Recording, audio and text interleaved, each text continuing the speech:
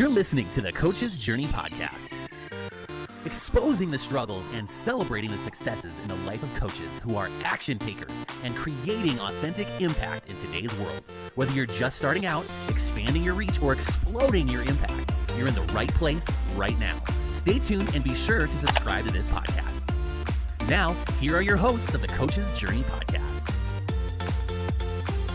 I love that cycle or pyramid, however we want to look at it, but I want to bring it down, grounded to what's actually happening in our experience.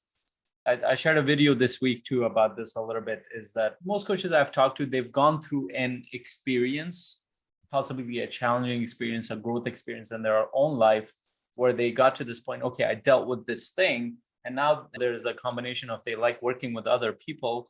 So they're like, oh, can I do this with other people? So they're using their experience and some things that they've learned, whether through books or other areas, and they want to bring it into the coaching world. And it can generally work. There are coaches I've seen who have been able to do that without much training and to a certain degree. But we're talking about a professional. We're talking about being a professional. Being a professional is a little bit different than just doing it to help people. And interestingly, most coaches have that in their language, that I just want to help people. Okay, great. You can help people in all sorts of ways. You can help your family members. You can give people perspective. You can give people guidance. You can even walk people through a general sort of parts of a coaching session. But that is very different than charging people for a professional service. Because in that context, you're exchanging value for money. Mm-hmm. The value needs to be high enough for the client to part ways with money. And that is actually not easy to do. And that requires, first of all, to understand sales to begin with. But even if you take away the sales process, even if you take it away, if there is not enough value, what you will often hear is, I can't afford this. Oh, that's too much. Or I don't think I don't think I can do this on my own at this point. Like these kind of statements you hear, and you might think that, okay, that's actually real. It's not real. They don't feel the value enough yet. So they're communicating it in that way.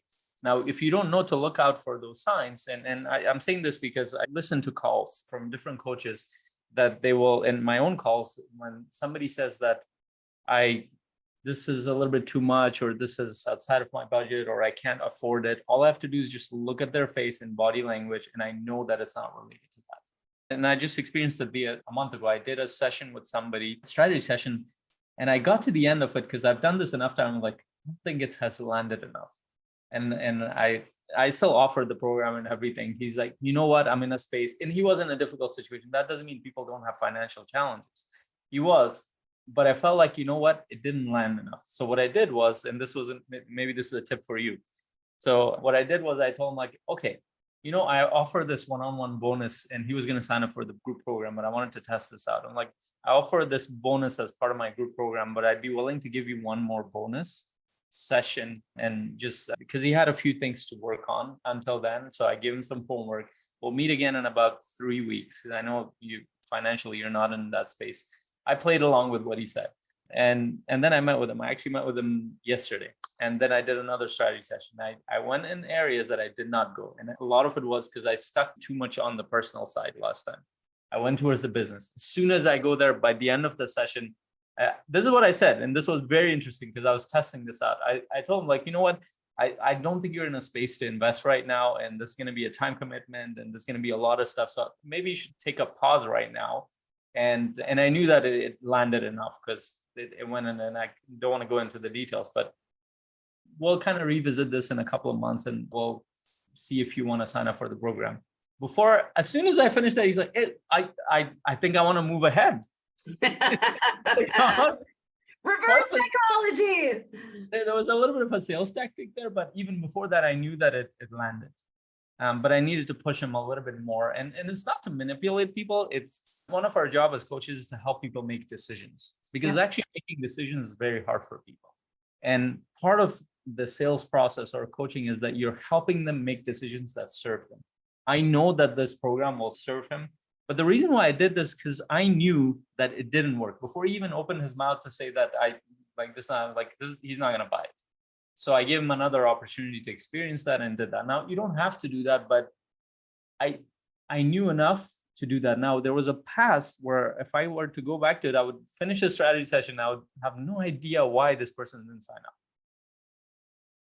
And this is where a lot of coaches land, where you're in that unconscious incompetence area. Yeah. Because you're not looking at it from a professional surface point of view. You're looking at it from a heart space. You're looking at supporting people, but there is a different component.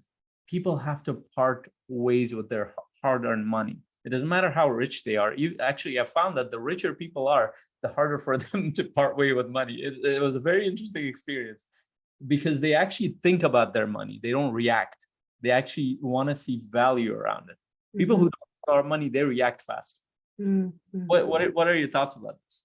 Yeah, I think that's fascinating. Yeah, I was just kind of thinking about a lot of the marketing strategies, and I like that you specified. In no way should we be manipulative, sneaky, slimy, or anything. But I love that you frame sales is simply an opportunity to coach somebody to make a decision, because I think you're right. A lot of times people get paralyzed by the analysis paralysis. They get paralyzed by indecision. And with thinking about the hierarchy of competency, it's easy to think about this competency as a coach. And maybe those that are listening, you've been coaching for a while, or maybe you're like me, where you were doing this in kind of another context for quite some time. But that's not the only thing to gain competency in as a coach. What about your marketing? How are you putting yourself across to other people? Is it on social media? Or are you doing in-person things? That there's a competency to that, where you're like, I don't know why nobody's buying. So that is unconscious incompetence. You don't know. But then when you start to understand, like, oh, like these are the things around marketing and around doing a sales call, or doing a masterclass or a webinar, or doing all these, a challenge to lead to a sales, like so many different ways to kind of draw people in. But if you're going to get to a point where you start to recognize, like, okay, I know what the ideal structure is, and now these are the areas that I'm not doing well in. So then you can kind of get that specific help. So just want to remind y'all that sales and marketing, there is also a hierarchy of competency for you in those areas as well, in addition to your actual coaching skills. Yeah, and this is why this is actually very complex. There are so many variables that there's a very steep learning curve in here. And that's why a lot of coaches might feel overwhelmed and overthinking about a lot of things. But I mean, today I got a message from one of our community members, and I'm like, that's normal. He doesn't know that that's normal, but I know that's normal because I've gone through so many. In fact, I'm going through that right now because I'm uncomfortable with some of the things that I'm doing, but I know how to handle it a little bit better because I've gone through it about 1 billion times by now. It's like, okay, it's the same. I'm going to deal with it. I need to deal with that. So, and I want to highlight this. So what do you need to pay attention to? There are specific areas you can pay attention to here. And the only way for you to know where your competence and incompetence is for you to put yourself out there. There's no other way to know. Like, you can conceptually think that, oh, well, you've studied 100 books or 500 books, or you've taken this certification, that certification. It doesn't matter. I've seen coaches who've gone through 10 different certifications, but they have no business. Yeah. And because they haven't actually put themselves out there and they haven't tested it, so they don't know beyond a shadow of a doubt. That's the only way we know things, is when we experiment with things. And part of that experimentation is you put yourself out there. So my challenge to you, and I give that same challenge on Monday, is talk to 100 people. Go book short calls with 100 people where you invite them to a strategy session or a coaching conversation. That's at a minimum, I would say, an hour. It could be 90 minutes, 2 hours, where you take them through the coaching process for yourself. You don't need to learn it, because as soon as I said that, somebody might be like, well, I need to learn this. I need to do. No, don't do anything. Talk to 100 people and have those, and invite a bunch of people. And out of all the people that you talk to, maybe about 30 of them will say yes to a strategy session. You will find a way when you have this goal. We can talk about the specifics of that. So 30 people you did that strategy session with. First of all, when you jump into these calls, you will understand where you get stuck in. You will know beyond a shadow of a doubt, somebody shares something, you don't know how to navigate. You don't know which journeys. And they might share a challenging experience about their relationship, and you're like, oh, okay, I can solve this. Okay, so you jump in there, and then you spend about 2 hours talking about that thing and nothing happened. it doesn't go anywhere, and you're thinking that you can solve that, or they're bringing up a business problem. You think that that's the actual problem I need to go towards. You spend a lot of time, nothing happened. You're not even talking about any offer because you don't even know what happened in there. So these calls will help you understand, okay, where are your gaps? So now you're going from unconscious incompetence to conscious incompetence. You're one level up already as you're trying this. And now, okay, these are my gaps. What are other coaches doing? Then we can work through that data. It's like, what's happening? And I would bet this, if you did 30 calls, I would bet that you're going to get 1 or 2 clients out of it, because you will find 1 or 2 people that you will be able to competently help in some way. Yeah. And that's the only way to know that. And you might be thinking, well, I don't know who to reach out to. I don't know. Go through your network.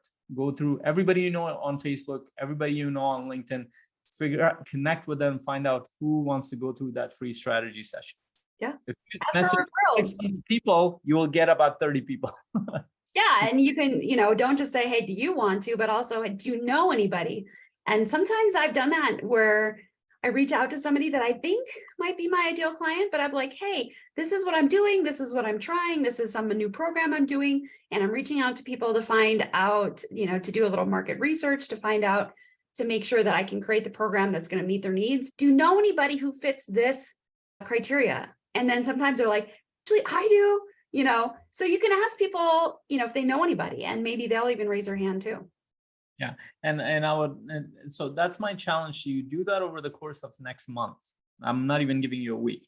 Next month, have those strategy sessions, figure out where you're stuck in. And if your mind is coming up with these thoughts around, oh, well, I don't know how to find people, that's your incompetency showing up in terms of those thoughts. I would take that as a sign that, oh, you know what? I'm not confident enough to reach out to you. Because if you were, you wouldn't get stuck with the how. This is something Steve Chandler talks about a lot, is that whenever people get stuck in how, and you will find that in your clients, it's not the how that's the problem. How is always the simpler part. The problem is the what and the why, and looking at that as a certain way. It's your perception that's an issue. It's your mindset that's an issue. As soon as you deal with that, you find a way how to approach it. And the rest is just work. You're just doing work. That's just consistency and work. So my challenge to you is do that. And I want to also hear from you guys. Where have you noticed? How do you know that you're good at coaching without having to put that out? And if you have put it out, if you've had maybe 10 calls, 20 calls, a strategy session, you've had your coaching, share with us where are the areas you've gone stuck in so we can support you in. You're listening to the Coach's Journey podcast.